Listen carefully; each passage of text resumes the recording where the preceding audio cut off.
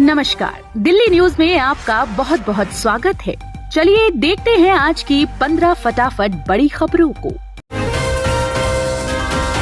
India गठबंधन में फिर फंसा पेच। पंजाब में बोले सीएम केजरीवाल, 13 की 13 सीटें मुझे दीजिए। कल इंडिया गठबंधन की अहम बैठक होने वाली है और इससे ठीक पहले अरविंद केजरीवाल ने पंजाब के लोगों से 13 में से 13 लोकसभा सीटें मांगी। सीएम केजरीवाल के इस बयान के बाद पंजाब में सीट शेयरिंग कैसी होगी, इस पर सवाल है। ऐसे में अंदेशा है कि पंजाब में सीट शेयरिंग को लेकर कांग्रेस और आम आदमी पार्टी में टकराव बढ़ सकता है।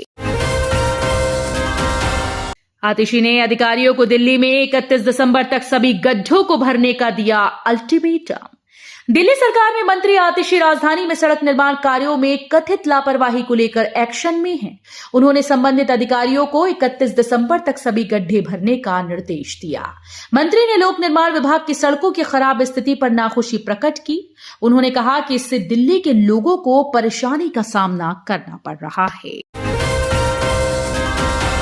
दिल्ली वालों का बजट लोगों की राय के मुताबिक होगा तैयार। एमसीडी ने बनाया प्लान।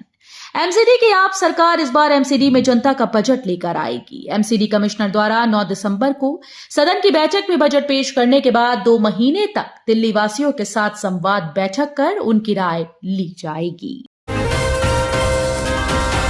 दिल्ली एयरपोर्ट पर पहली बार लगेगा full body scanner CTX machine.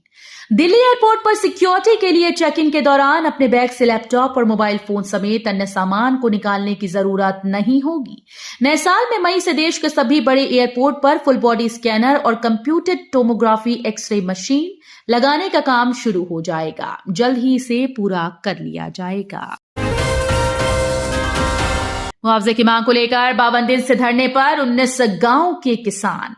ओचिंते गांव के किसान 52 दिन से धरने पर बैठे हैं। दिल्ली में लगभग 19 गांव के किसान मुआवजे की मांग को लेकर धरना प्रदर्शन कर रहे हैं, लेकिन मुख्यमंत्री केजरीवाल के मुंह से एक शब्द नहीं निकला।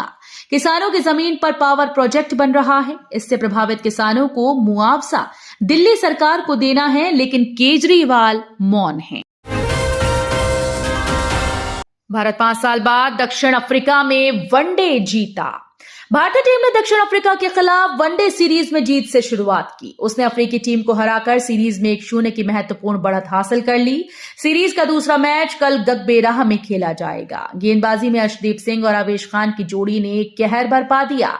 दोनों ने मिलकर 9 विकेट लिए। 5 विकेट लेने वाले अर्शदीप सिंह को प्लेयर ऑफ द मैच चुना गया। दिल्ली के कागज गोदाम में लगी आग। दमकल विभाग की 23 गाड़ियां मौजूद। देश की राजधानी दिल्ली के बॉर्डर पर स्थित मयूर विहार फेज 1 में एक बड़ा हादसा हो गया। यहां स्थित कागज के गोदाम में भीषण आग लग गई। कागज के गोदाम में आग लगने से आसपास के इलाकों में अफरा तफरी मच गई। आग लगने की सूचना मिलते ही मौके पर 23 फायर ब्रिगेड की गाड़ियां पहुंच गईं। आपने किया वादा पूरा, 20 साल बाद इन लोगों का सपना हुआ साकार। राजधानी दिल्ली में दिल्ली सरकार लगातार ग्रामीण इलाकों में अलग अलग योजनाओं के तहत गलियां, नालियां, सीवरेज पाइपलाइन, गैस पाइपलाइन व पार्क में सरकारी जिम लगाने का काम कर रही है। लगातार दिल्ली सरकार का विकास कार्य ग्रामीण इलाकों में झलकता नजर आ रहा है। इस बीच आज बुराड़ी विधानसभा के मुकमेलपुर गांव में विधायक संजीव झा द्वारा डॉक्टर अंबेडकर कॉलोनी में नालियों व गलियों का निर्माण कार्य का शुभारंभ किया गया। दिल्ली पहुंचे सीएम भजनलाल तो जयपुर में मची हलचल। मुख्यमंत्री पद के शपथ के साथ ही अब पूरे प्रदेश की निगाहें मंत्रिमंडल विस्तार पर टिकी हैं। किसे मंत्री बनाया जाएगा, किसे मंत्रिमंडल में जगह मिलेगी, इसे लेकर चर्चाओं का दौर तेज है। इस बीच राज्य के मुख्यमंत्री भजनलाल शर्मा नई दिल्ली पहुंच चुके हैं। वो भी अकेले नहीं, बल्कि उप मुख्यमंत्री दिया कुमारी और प्रेमचंद बैरवा के साथ। दिल्ली की सड़कों पर स्वाति मालीवाल को अंधेरा मिलने से आप सरकार को भेजा नोटिस।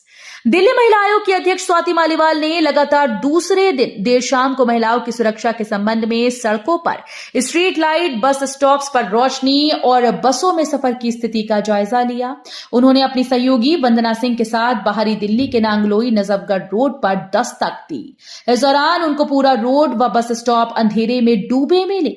इस मामले में उन्होंने दिल्ली सरकार को नोटिस जारी कर स्ट्रीट लाइट सही करने के आदेश जारी किए। संसद घुसपैठ कांड में दिल्ली पुलिस के हाथ लगे अहम सुराग, राजस्थान से जले हुए मोबाइल बरामद। संसद भवन की सुरक्षा में सेल लगाने वाले आरोपियों का राजस्थान से कनेक्शन सामने आया। दिल्ली पुलिस की जानकारी के मुताबिक आरोपियों के फोन नागौर जिले में जले मिले। मुख्य आरोपी ललित झा की निशानदेही पर आग में जलाए गए फोन्स को बरामद किया गया। आगे की छानबीन की जा रही है। संसद सुरक्षा भेदने वाले सागर शर्मा के घर पहुंची दिल्ली पुलिस से हो रही पूछताछ।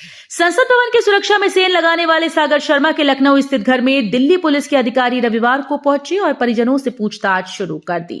दिल्ली पुलिस के अधिकारियों ने घर के अंदर दरवाजा बंद कर लिया और सागर शर्मा की मां, पिता और बहन से पूछताछ करने लगे। राम मंदिर के उद्घाटन में न्योता मिलने पर पीएम मोदी की पहली प्रतिक्रिया। अयोध्या में अगले साल 22 जनवरी को राम मंदिर का उद्घाटन होगा। इसके लिए पीएम मोदी को न्योता भेजा गया। इस पर पीएम ने मीडिया को दिए इंटरव्यू में कहा कि मेरे लिए 22 जनवरी 2024 का अवसर हर घर अयोध्या, हर घर राम आने का है। इस पवित्र अवसर पर मैं एक प्रधान सेवक की जगह एक सामान्य नागरिक हूं।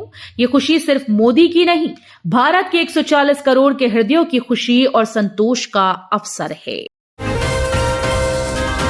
ब्रह्मांड की कोई ताकत जम्मू कश्मीर में 370 की वापसी नहीं करा सकती। जम्मू कश्मीर से अनुच्छेद 370 को निरस्त किए जाने के केंद्र सरकार के फैसले पर एससी ने भी मोहर लगा दी। इसके बाद विपक्षी दलों सहित कश्मीर की पार्टीज ने अनुच्छेद 370 की वापसी के लिए लंबी लड़ाई लड़ने की बात कही। इस पर पीएम मोदी ने कहा कि ब्रह्मांड की कोई ताकत जम्मू कश्मीर में अनुच्छेद 370 की वापसी नहीं करा सकती। 600 रुपए में एलपीजी सिलेंडर, सरकार दे रही 75 लाख नए कनेक्शन। केंद्रीय मंत्री हरदीप सिंह पुरी ने संसद में बताया कि सरकार गरीबों को सस्ती कीमत में रसोई गैस देने में आगे है। पीएम उज्ज्वला योजना के तहत केंद्र गरीब परिवारों को 300 रुपए की सब्सिडी देती है। ऐसे में योजना के लाभार्थी को दिल्ली में 603 रुपए में सिलेंडर मिलेगा। साथ ही बताया कि 2014 में एलपीजी उपभोक्ता 14 करोड़ थे, जो अब 33 करोड़ हो चुके हैं। तो ये थी आज की बड़ी खबरें। डेली खबरों से अपडेट रहने के लिए चैनल को सब्सक्राइब करना बिल्कुल न भूलें। धन्यवाद।